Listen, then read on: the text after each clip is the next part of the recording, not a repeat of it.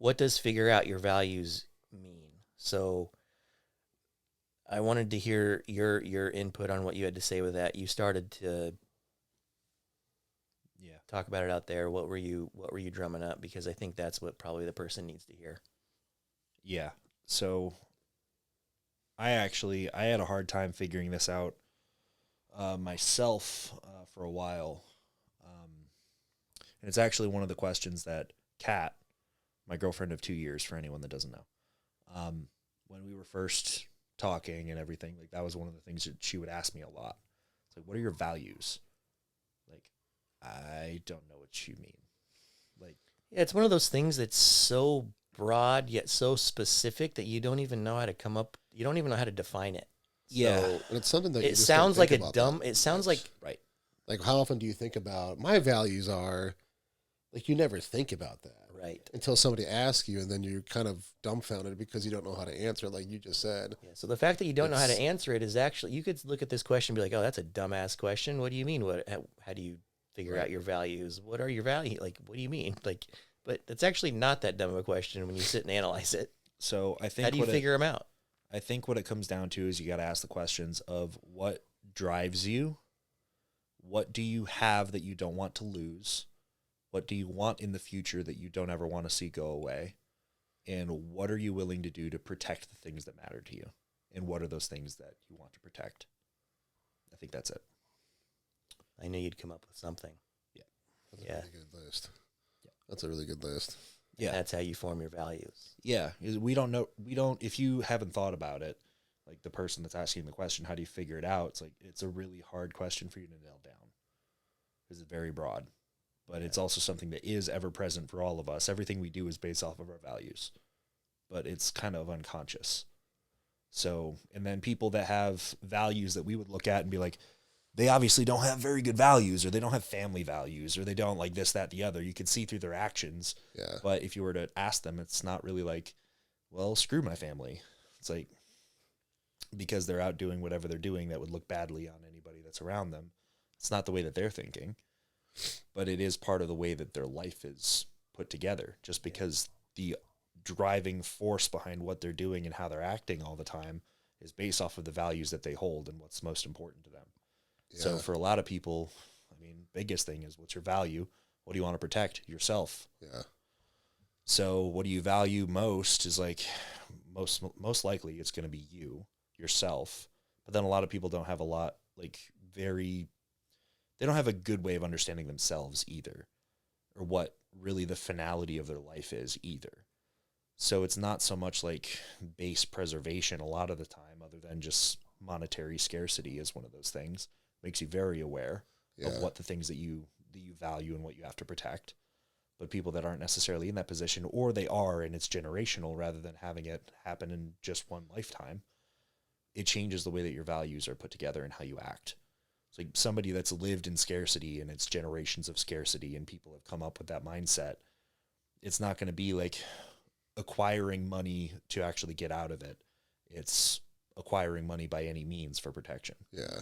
And so you could say that they don't have very good values. Like, then this would be like somebody that grows up in a place like Fort Dodge.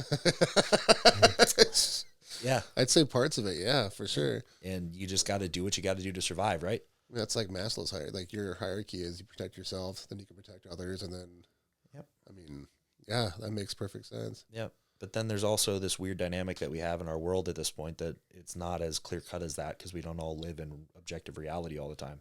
Yeah. There's an out. There's another reality that you can opt into for whatever period of time that you're willing to be there. And since that's the case, there's a really easy escape that you can kind of, whenever there's a thought about what it is that's you actually have to contend with in a real objective reality, you can have an escape to something else. There's another place that can reinforce the kind of thinking that you do have when it's not grounded in anything. It's just grounded in an out of body type of thing. Like another person's idea is then the driving force behind what you do and what your values are, and you're appropriating their values to be your own. It's like, here's an example: music. I gotcha. Yeah, you were looking at me confused. But no, at first I was like, what? Then it's like, okay. Like music. It's like, okay, well, it's an escape, right? But a lot of the music that is the most popular and is most listened to is get money, get girls, do drugs. That's it. That's about it. That's literally. Yeah. Like that's all of it. And it actually embodies like what people that don't actually think about it critically don't understand. And most people don't think about it critically. Is that the people that are saying those things, it almost, because all of us as human beings, we create an archetype and a caricature of whatever person we see based off of whatever input we get. Doesn't matter if you did the extra searching to figure that out or not. You're going to take whatever is representative of what their thought process is and then create a caricature of who that person is based off of that. You'll extrapolate from the data you have for the data you don't every time. And so you're somebody that has, not a great environment to facilitate you having real grounded values that are going to be good for you and everyone around you from now until the time that you're leaving the earth. Then you could have the out of body, the caricature of somebody else that is successful objectively, that is telling you all of these things, and you kind of make a caricature of them like, this is what their life is, this is what their existence is, this is how I can live my life and I can get there. Yeah. But then it creates another generation of people that never get out of the rat race of, living in a life that's not fulfilling, and it's scary and it's animalistic in a lot of ways. Like it's just living off of base impulse. Because that's what it is. What is chasing women, doing drugs, getting money? It's base desires. It's all that's impulse. all desires. That's all living Yeah. life by going after desires. Yeah. Yes. And so if Vices. and then if you have models in your life that are like actually there and seem like they're successful, and like if that's the example of what you have as success and they're happy, that's what I should be doing. Yeah. Yeah. It's like, well, was Juice WRLD happy? Apparently not. No. Apparently not. Yeah. No, but still, like people won't put that together. Right. They won't.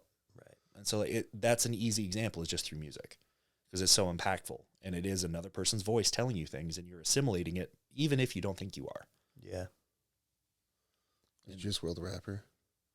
Yes. Okay. Yeah. I'm being serious. I don't. No. That's okay. He killed himself. Oh, okay.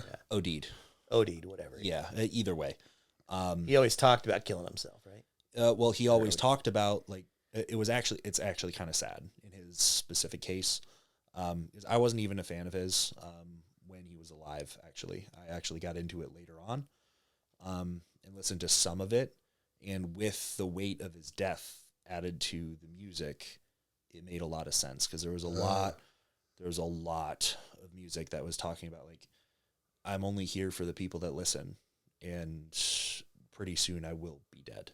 Yeah. And that was that was a theme in all of it. And so, like, there's a lot of people that will listen to that, and it's not even just that, it's like everything that is like in that same realm. And if that's all you're listening to, the undertone of that is gonna have an impact on your subconscious mind. Right. Yeah. Right. And to pull it back away from that specific example so we don't further rabbit hole it, it's what your values are. It's like, it's going to be an implicit thing that you don't necessarily understand if you're just not thinking about it often. Yeah. It's shaped for you based off of what impulses you have to follow for you to continue to survive. That's the first thing. And then once you get past the point of surviving, you need to rethink what your values are for you to get past surviving into thriving. Like, that's the difference. Yeah. And so people are going to have different values while they're surviving than when they're trying to actively get away from just surviving and into something else. And I can speak to that specifically me, that when Kat and I first got together, like I couldn't really say what my values are. No, I couldn't. I was completely baffled on how to answer that question. It's like, I don't like what's important to me. Like, religion wasn't important to me. Family was not entirely all that important to me, other than really my mom specifically. Yep. Because honestly, like, a lot of my family had turned their backs on mine, my direct family. So I was like, well, fuck them. Yep. Okay. So, and then really the only other thing was, how am I going to be successful to make, my family okay? That was really the only other thing. And so with those things that were the undercurrents, and then me living in scarcity my entire life, then my upbringing the way it was, it's like, I know nothing but survival. Yeah. Nothing. And I will put myself through hell and back over and over and over again to the point that it will kill me to protect the people around me and then provide for the people that I actually care for. Mm-hmm. And that was it. Like, that was the only value I had. Mm-hmm. And really the base of it was just, I need to survive to see tomorrow. That's it. So at that time, that was all I had. And as things continue to progress. How would you answer it now? I mean, some of that is still the same. Yeah. But at this point in time, it's a lot less about, because specifically, like, I'll talk about it from a scarcity aspect, is that I'm at a position right now where I'm starting to see the outer cusp where I'm not where you are or where you guys are, like, financially. So I'm not free in that aspect. Like, I'll see the money come in and I'll see it all disappear and me back down to, like, being worried about whether or not things are going to work in a week or two from now, like, every month. And it's been like that for as long as I've been alive, for all of my recollection. So that hasn't changed. But the way that I go about trying to get out of that is different, because my values are now different than just how am I going to see tomorrow.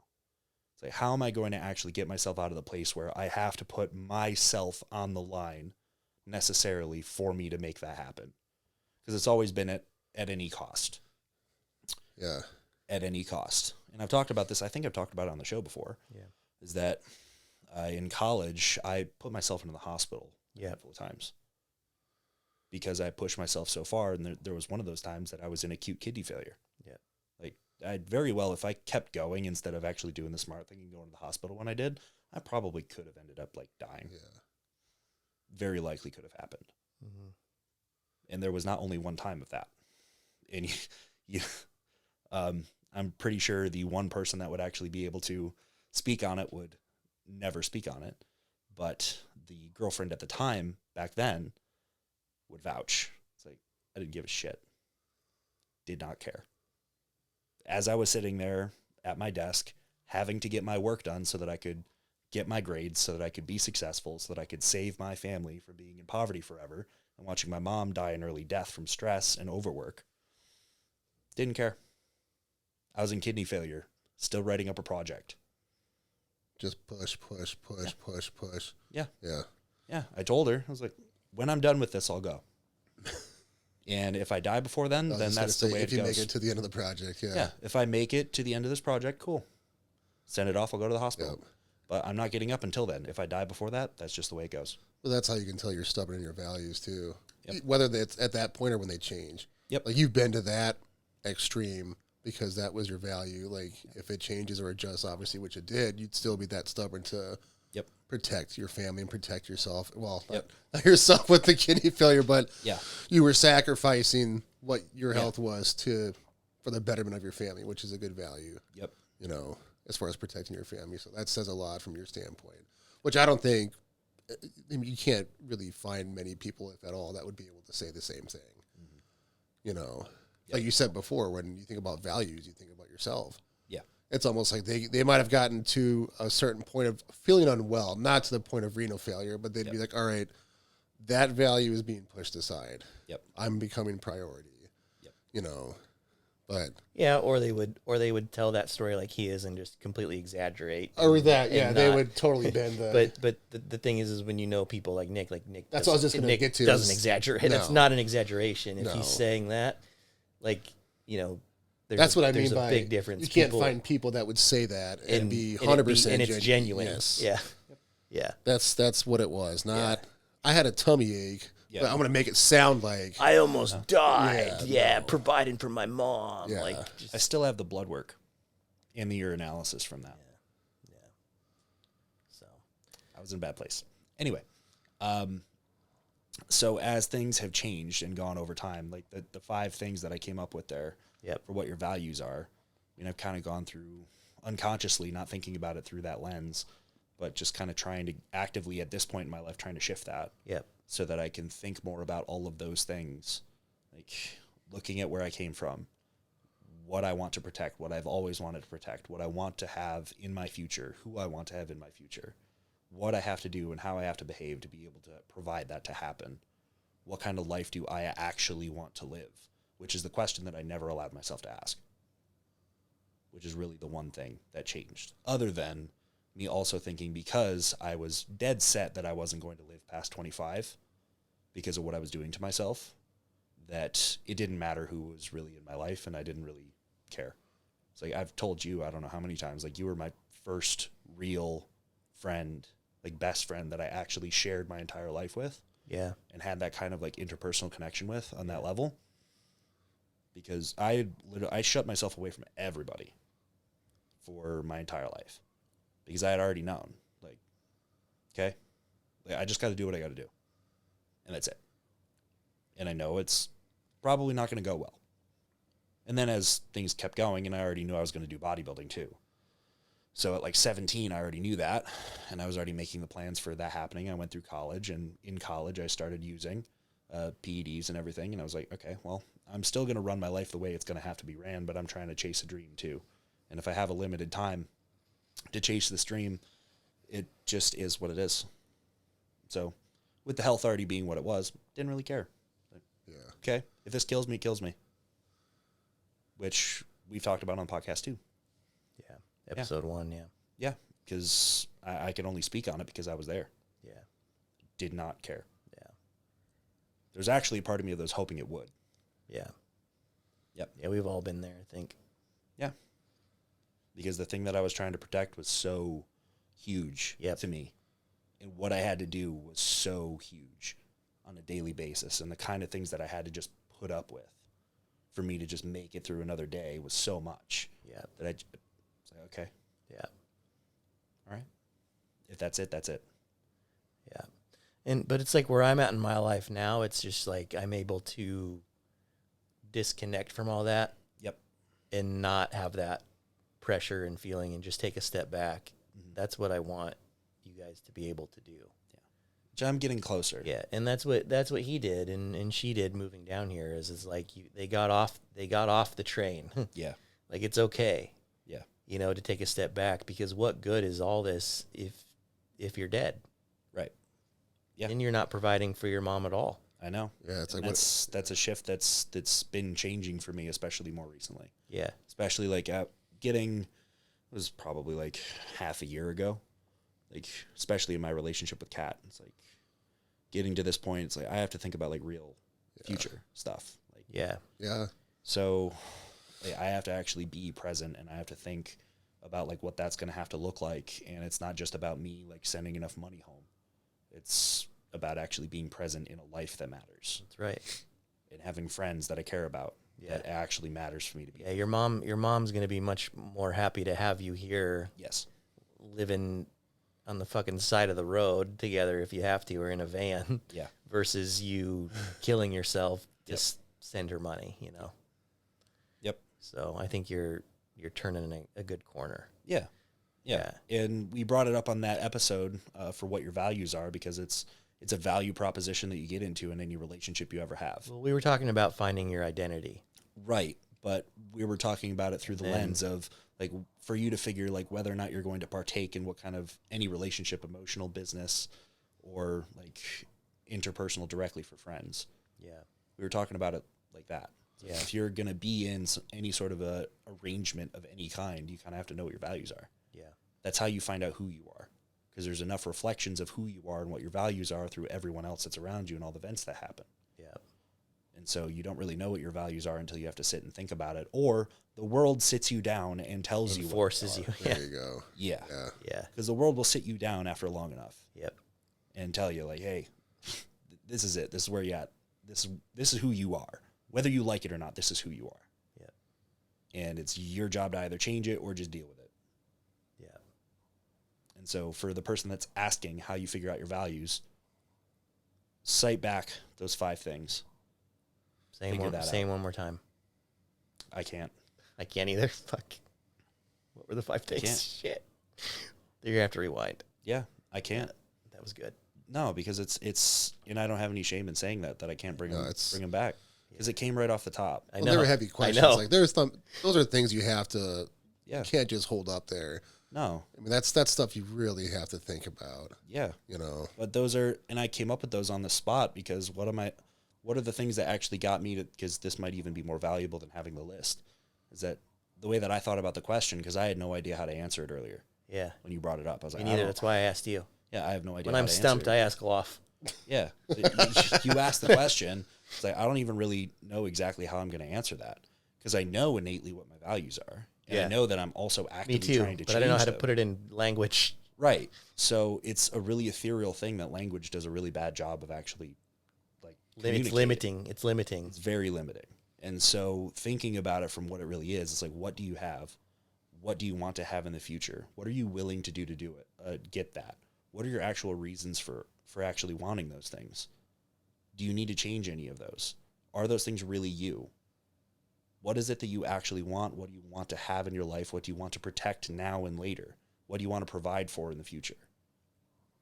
It's like, that's when people say they have family, like high family values, or they value their religion, or like this, that, the other. Like, those are the basic ones. Yeah. Those are the ones everyone says when they default to that, because that's what, it's like you said, that's what majority of people say. Yeah. And they just kind of, oh yeah, me too. Yeah. Yeah. When they want brownie points for their values, it's like, I am a family values man. Yeah. It's like, okay. Well, no shit. Well, right. Like, if you didn't say that, then you're automatically a bad person. Yeah. Like, okay. Piece like, of shit. Easy. You're a deadbeat. Easy job there. Good. So what does that actually mean is the question. Yep. Because it's not a real value. It's like, you value your family. It's like, okay, well, I can say that. I value my family. Like, I love my mom, I love my dad, love my siblings. But, like, does that actually is that a driving force behind everything that I do? No. So if you're just family values, religious values, like, okay, religious values, first thing, do you actually know what the religious values of the religion that you ascribe to is, to start with, which most people don't? That's a gripe of mine personally, because that annoys me a lot. Yeah.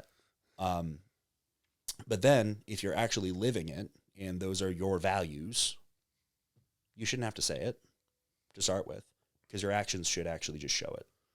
Mm-hmm. And if you have to say that your religious values are like the most important thing to you, and it's not completely evident by the person that you are to the people around you, you're not.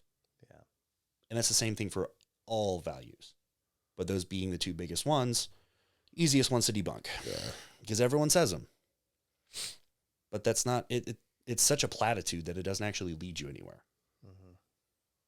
So what do you do with that?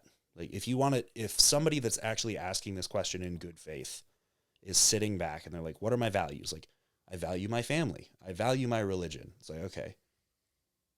But what did you do today? Dissect those two a little bit. Yeah. Right. It's like, what did you do today? Yeah.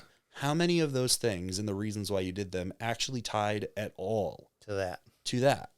None, probably. Maybe a couple. Yeah. If it's not a real driving force behind what you're doing, then it's not really a value you hold. Yeah. And if it's a value that you actually hold, then you're going to be able, if somebody presses you on it, it's like, oh, you have religious values, family values. It's like, okay, well, then what does that actually mean? It's like, if you can't just go right off the top and be like, oh, well, this, because I hold a church group on my own. Yeah. And I invite everyone in the community, and I'll go up to the homeless people and tell them that they're welcome as well, because my home is open to everyone, just like Jesus would. It's like, okay, well, somebody that does that, hell yeah. Yeah. Hell yeah. I believe you. Yeah. Absolutely. It's like, okay, well, your religious values, but you live the same mainstream lifestyle that literally every other person has. But then when you unfortunately have to go to a funeral or something, you're praying to God that your person is with them. It's like, you're not religious. You're not.